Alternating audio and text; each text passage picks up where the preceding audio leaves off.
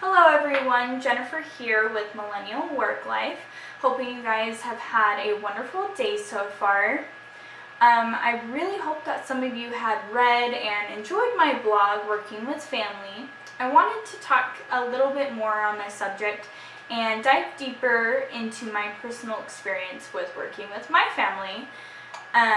The first thing I wanted to touch on though is your handbook. I know your handbook is long and lengthy and super annoying to read, but almost always a handbook is going to touch on working with family, whether it be in that company or just in your department.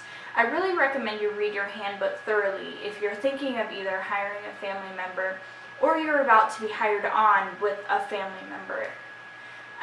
The fact is, if it's in your handbook, working with that family member could be a fireable offense, so really read closely. As I stated in my blog, my main run-in with family has been working under my aunt-in-law for the past 2 years.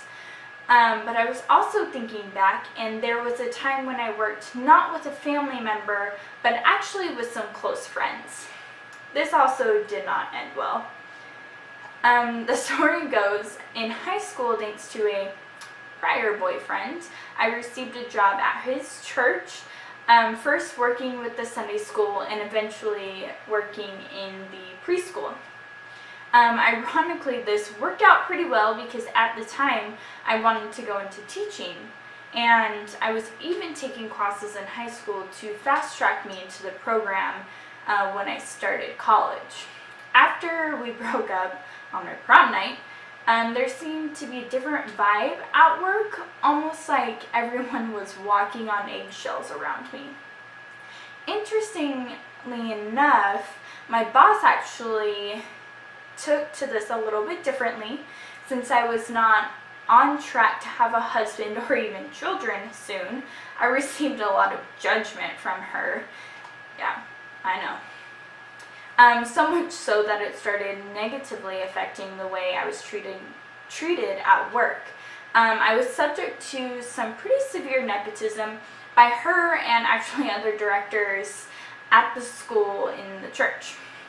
For example, a dear friend who I actually graduated with was engaged to one of the supervisors. They were offered a position over me even though I had been working there for a while.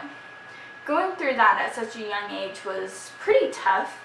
I did eventually quit and I got a new job in retail, which ended up being a wonderful transition and really helping me set the path that I'm on today. But nepotism and weird family situations are everywhere in the workforce, but really you get to decide if you want to be a part of that. Sadly, time and time again, I chose that route. It did lead me to the person I am today, but really at what cost? So let me tell you, if you choose to work with a family member or even a close friend, for your sanity, please take steps to prevent frustration and nepotism. You can easily do this by being in constant communication. Really, I swear, communication is going to be the key to your success.